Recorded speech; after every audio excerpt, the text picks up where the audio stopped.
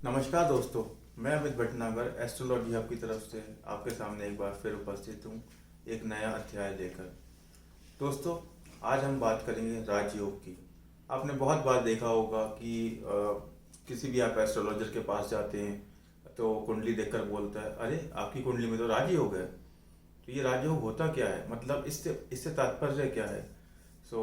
आज यही डिस्कस करने वाले हैं हम। दोस्तों, राजयोग मैंने लिस्ट किए हैं यहाँ पर, कितने तरह के राजयोग होते हैं। और उससे राजयोग का मतलब आप ये समझ लीजिए शुभ फल। जब ग्रहों के बीच में किसी तरह से संबंध होता है, मैं समझाऊंगा क्या संबंध होता है, और वो शुभ फल देने वाले हो जाते हैं तो उसे हम राजयोग बोलते हैं।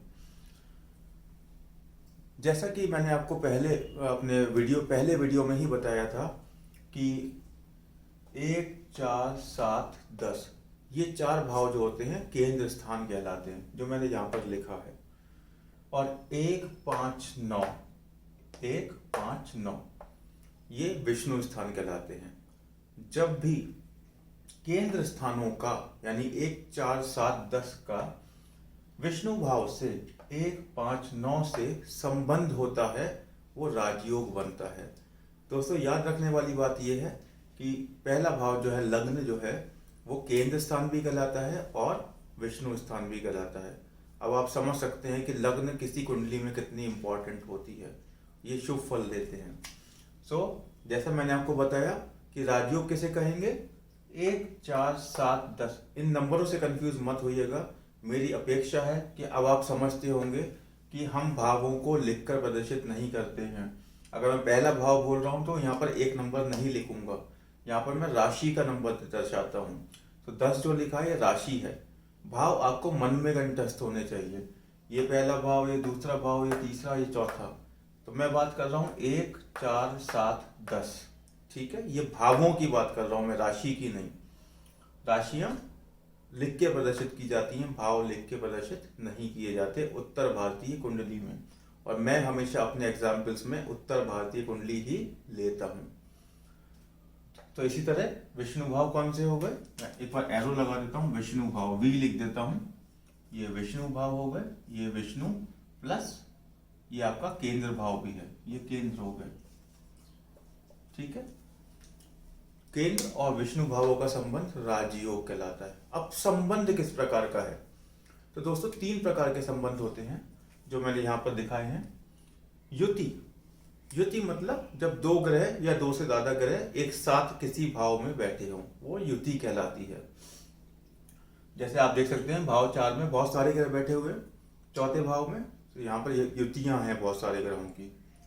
दृष्टि, दृष्टि ये हमने कवर किया है पिछले वीडियोस में भी कि बाय डिफॉल्ट सभी ग्रहों की 7वीं दृष्टि होती है। अगर यहाँ पर कोई ग्रह है और यहाँ पर कोई ग्रह है तो ये ग्रह लग्न को देख रहा है और लग्न 7वें भाव को देख रहा है।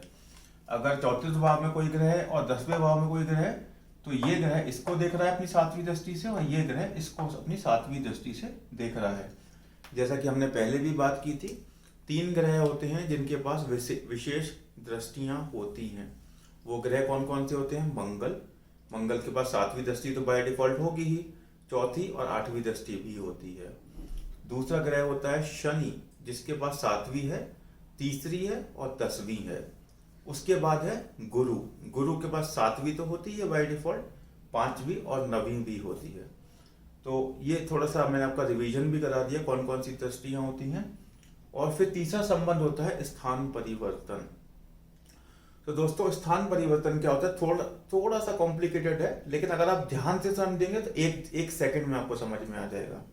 स्थान परिवर्तन बोलते हैं जब किसी राशि में, जैसे मैं एग्जाम्पल के हिसाब से समझाता हूं मैं आपको, जैसे यहाँ पर चंद्रमा, ये चंद्रमा की राशि है, चतुर्थ भाव, चतुर्थ राशि में ये चंद्रमा की राशि है।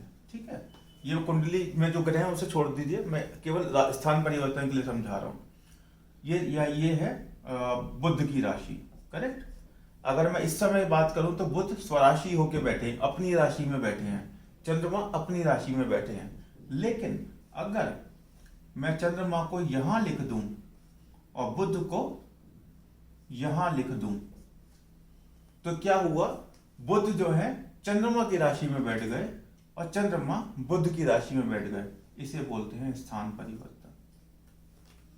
मुझे उम्मीद है कि अब आपको समझ में आया होगा, जब दो ग्रह एक दूसरे की राशि में जाकर बैठ जाते हैं तो उसे स्थान परिवर्तन कहते हैं।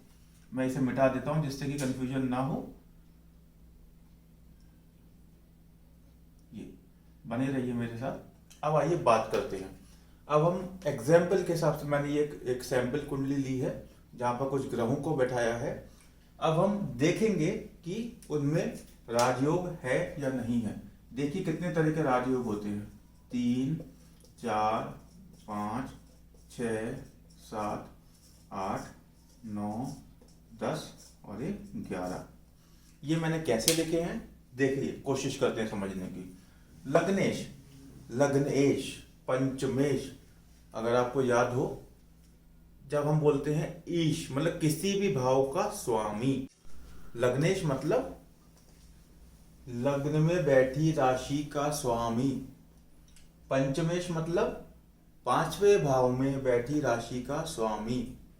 ऐसे ईश जब बोलते हैं मतलब उस भाव का राशि का स्वामी या उस भाव का स्वामी। ये हुआ लग्नेश, पंचमेश, नवमेश, जो भी हम आगे देखेंगे। तो दोस्तों 11 तरह के राजयोग बनते हैं। अब यहाँ इस कुंडली, ये सैंपल कुंडली ली है मैंने किसी भी जातक की। अब हमें इसमें आइडेंटिफाई करना है कि राजयोग है या नहीं है। ठीक है, ये बना कैसे है लग्नेश प्लस पंचमेश, मैंने आपको बताया था केंद्र स्थान का विष्णु स्थान से संबंध देखेंगे। तो केंद्र स्थान या विष्णु स्थान कौन सा है, केंद्र यानी पहला भाव लग्नेश का देखेंगे हम पंचमेश के साथ संबंध, ये देखिए। फिर दूसरा कौन सा देखा है मैंने, लग्नेश का नवमेश के साथ संबंध, लग्नेश प्लस नवमेश। ठीक है, ये पहला केंद्र स्थान हुआ। अब लग्नेश का ही मैं चतुर्थेश के साथ भी देखूंगा, सप्तमेश के साथ भी देखूंगा, दशमेश के साथ भी देखूंगा केंद्र स्थानों का, क्योंकि आपका लग्न जो है वो विष्णु स्थान भी है और केंद्र स्थान भी है।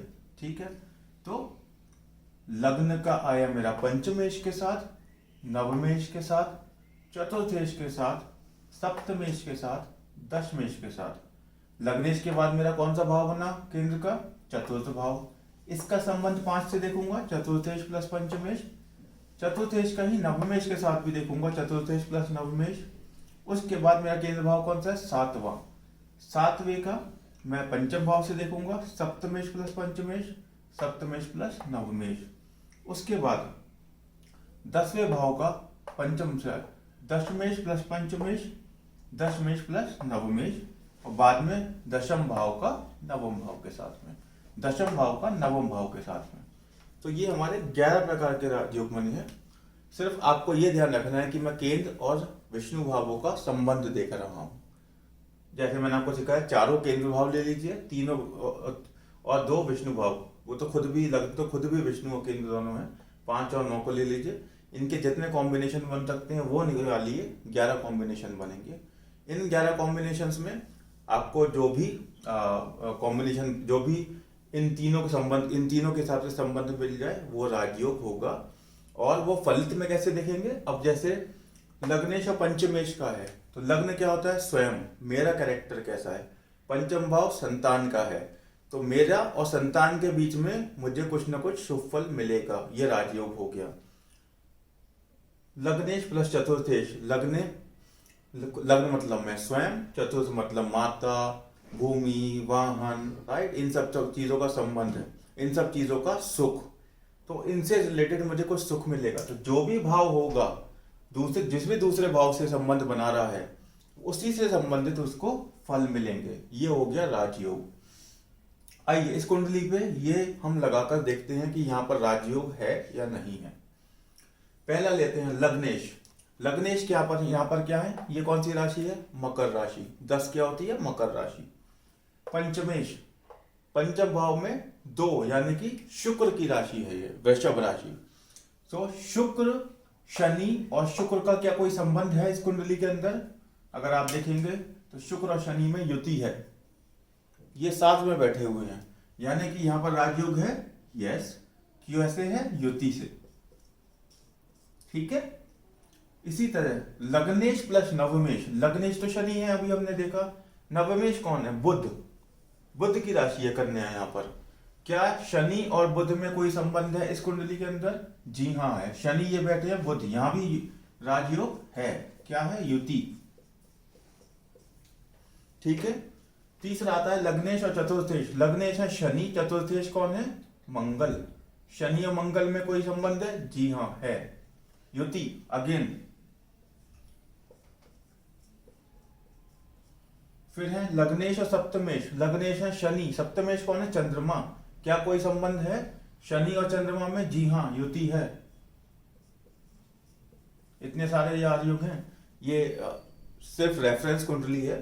हो सकता है किसी कुंडली में इतने सारे राजयोग हों और किसी में ना भी हों, किसी में एक भी नहीं मिलता है, किसी में एक दो मिल जाते हैं। इसी तरह लग्नेश प्लस दशमेश। लग्नेश का ना शनि है और दशमेश है हमारे शुक्र। शनि और शुक्र में युति है। ये देखिए लग्नेश प्लस दशमेश, ये फिर युति है। फिर आते हैं चतुर्थेश और पंचमेश। चतुर्थेश कौन है? मंगल। पंचमेश कौन है? शुक्र। शुक्र की राशि है ना वृषभ। तो चंद्र और शुक्र में कोई संबंध है? जी हाँ युति है। चतुर्थेश और नवमेश। चतुर्थेश कौन है? मंगल। नवमेश कौन है? बुध। मंगल और बुध की भी युति है। ये सिर्फ एग्जाम्पल समझाने के लिए आपको इस टाइप का रेफरेंस कुंडली ली गई थी, ताकि आपको मैक्सिमम राजयोग समझाए जा सके। सप्तमेश और पंचमेश। ये देखिए सप्तमेश कौन है? चंद्र। और पंचमेश कौन है? शुक्र। चंद्र और शुक्र, जी हाँ युति है। इसी तरीके से दोस्तों ये सारे राजयोग हम निकालेंगे।